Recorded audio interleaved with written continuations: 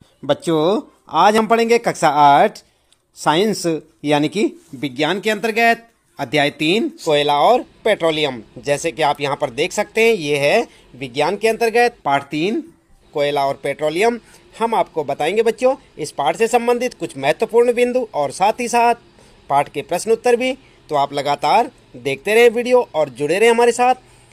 यदि आप चैनल में पहली बार आए हैं तो चैनल को सब्सक्राइब अवश्य कर दें, बेल आइकन भी दबा दें ताकि आपको आने वाली प्रत्येक पाठ की वीडियो की नोटिफिकेशन मिलती रहे और लगातार इसी प्रकार जुड़े रहे हमारे साथ। आप देख रहे हैं यहाँ पर, ये आपका पाठ 3। आप इस पाठ को चाहे तो यहाँ से पढ़ सकते हैं और चाहे अपनी पाठ्य पुस्तक से, लेकिन एक बार पाठ को भी ज़रूर से ज़रूर पढ़ लें। इससे ये लाभ होगा आपको कि जो यहाँ पर आपको पाठ के महत्वपूर्ण बिंदु और प्रश्नोत्तर बताए जाएंगे उन्हें आप अच्छे से समझ पाएंगे। तो आप देख रहे हैं यहाँ पर, ये है आपका पूरा पाठ। और जैसे ही बच्चों यहाँ पर ये पाठ समाप्त होता है, हम आपको लिए चलेंगे इस पाठ के प्रश्नोत्तरों पर, जिन्हें आप अपनी नोटबुक में नोट करेंगे और उन्हें अच्छे से याद करेंगे। तो आप देख रहे हैं यहाँ पर शुरू हो जाते हैं इस पाठ के प्रश्न, जिनका उत्तर हम आपको अभी यहाँ पर बताने वाले हैं। तो आप लगातार इसी प्रकार देखते रहे वीडियो और जुड़े रहे हमारे साथ। तो चलिए अब ज़्यादा देर न करते हुए जान लेते हैं इस पाठ के प्रश्न उत्तर और पाठ का सारांश। तो बच्चों सबसे पहले बात करते हैं पाठ समीक्षा, यानी कि आपने इस पाठ में क्या कुछ सीखा। तो पहला बिंदु आपके लिए कोयला, पेट्रोलियम और प्राकृतिक गैस जीवाश्म ईंधन है। दूसरा पॉइंट आप याद रखेंगे, जीवाश्म ईंधन का निर्माण सजीवों के मृत अवशेषों से लाखों वर्ष पूर्व हुआ था। अगला पॉइंट आप याद रखें, जीवाश्म ईंधन समाप्त होने वाले संसाधन होते हैं, यानी कि अंततः यह समाप्त हो जाते हैं। आगे चौथा पॉइंट है, कोक, कोलतार और कोयला गैस कोयले से प्राप्त उत्पाद हैं। पांचवा पॉइंट है, पेट्रोलियम के परिष्करण से पेट्रोलियम गैस, पेट्रोल, डीजल, मिट्टी का तेल, पैराफिन मोम, स्नेहक तेल आदि प्राप्त होते हैं। अगला पॉइंट है छठा पॉइंट, कोयले और पेट्रोलियम के संसाधन सीमित हैं, अतः हमें इनका न्यायोचित इस्तेमाल करना चाहिए। तो याद रखेंगे ना आप ये सारे पॉइंट्स और मुख्य बिंदु जितने भी हैं, इन्हें आप अच्छे से याद रखें बच्चों। इसके बाद चलिए शुरू कर लेते हैं इस पाठ के प्रश्न उत्तर अभ्यास प्रश्न उत्तर में, और इन्हें आप अपनी नोटबुक में नोट करें, याद करें अच्छे से, ताकि परीक्षा के समय आपको किसी परेशानी का सामना ना करना पड़े। तो ध्यान दें बच्चों, पहला प्रश्न आपके लिए, सीएनजी और एलपीजी का ईंधन के रूप में उपयोग करने के क्या लाभ हैं। तो जानते हैं आप क्या लाभ हैं। उत्तर लिखेंगे, सीएनजी और एलपीजी का उपयोग परिवहन वाहनों में ईंधन के रूप में किया जा रहा है, क्योंकि ये कम प्रदूषणकारी स्वच्छ ईंधन होने के साथ साथ सस्ते भी हैं। और सीएनजी और एलपीजी का अधिक लाभ यह है कि इसे घरों और कारखानों में सीधा जलाया जा सकता है, जहां इसकी आपूर्ति पाइपों के माध्यम से की जाती है। ठीक है, तो इस प्रकार से आप अपने इस पहले प्रश्न का उत्तर लिख सकते हैं बच्चों। दूसरा प्रश्न फिर आपका, पेट्रोलियम का कौन सा उत्पाद सड़क निर्माण के लिए प्रयोग में लाया जाता है। तो उत्तर क्या लिखेंगे। उत्तर लिखेंगे, आजकल पक्की सड़कों के निर्माण में कोलतार के स्थान पर एक पेट्रोलियम उत्पाद, जिसे बिटमुन क्या कहते हैं, बिटुमिन का प्रयोग किया जाता है। याद रखेंगे ना। और इसके बाद तीसरा प्रश्न आपका इस पाठ में, वर्णन कीजिए मृत वनस्पति से कोयला किस प्रकार बनता है, यह प्रक्रम क्या कहलाता है। उत्तर लिखेंगे, लगभग 300 मिलियन वर्ष पूर्व पृथ्वी पर निचले जलीय क्षेत्रों के घने वन प्राकृतिक प्रकरणों के कारण मृदा के नीचे दब गए।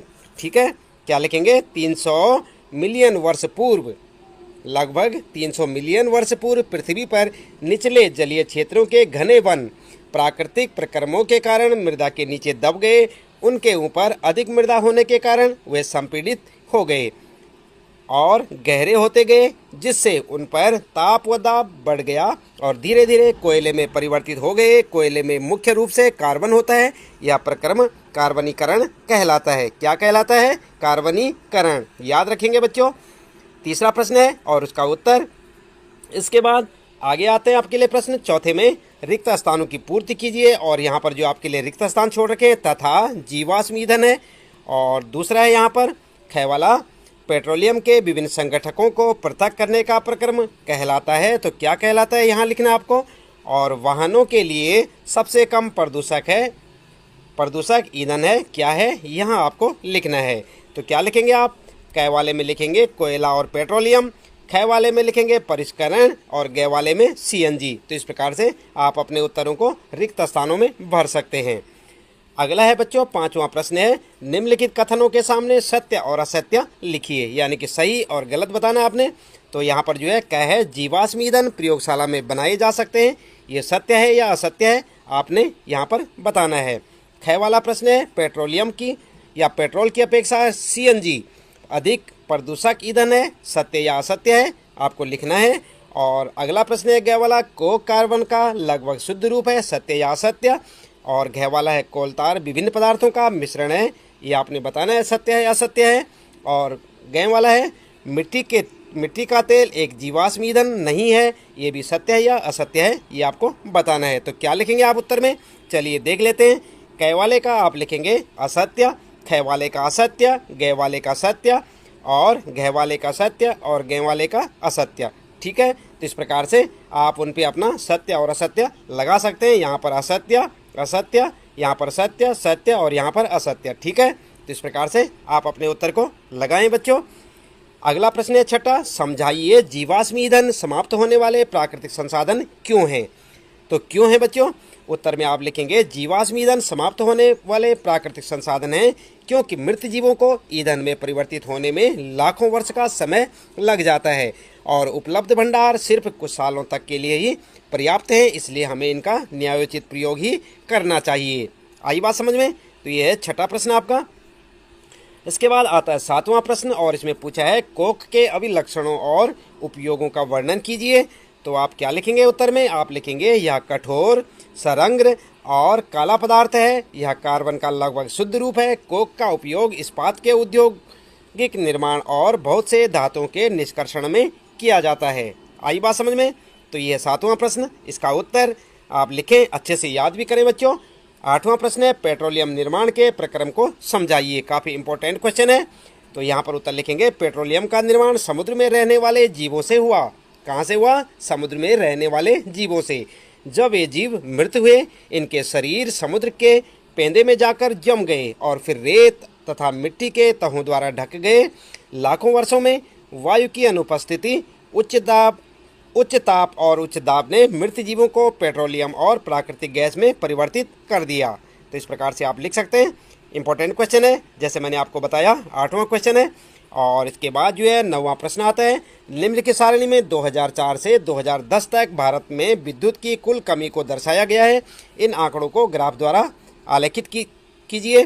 तो यहाँ पर आप देख सकते हैं ये आंकड़े हैं बच्चों, और ये जो है आपको इसका जो है ग्राफ जो है स्वयं से बनाना होगा। एक ग्राफ पेपर लें आप और उसमें जो है ग्राफ में दिखा सकते हैं। ठीक है, तो इसके साथ ही यहाँ पर इस पाठ से संबंधित प्रश्नों के उत्तर समाप्त होते हैं बच्चों। उम्मीद है कि आपको अच्छे से समझ आए होंगे। आप इन्हें अपनी नोटबुक में नोट करें और इन्हें याद करें। तो इसके साथ ही मिलते हैं फिर अगली वीडियो में कुछ नए प्रश्नोत्तरों के साथ। आप ध्यान रखें, यदि आप चैनल में पहली बार आए हैं तो चैनल को सब्सक्राइब करें और बेल आइकन दबा दें और वीडियो को लाइक शेयर सब्सक्राइब करना ना भूलें।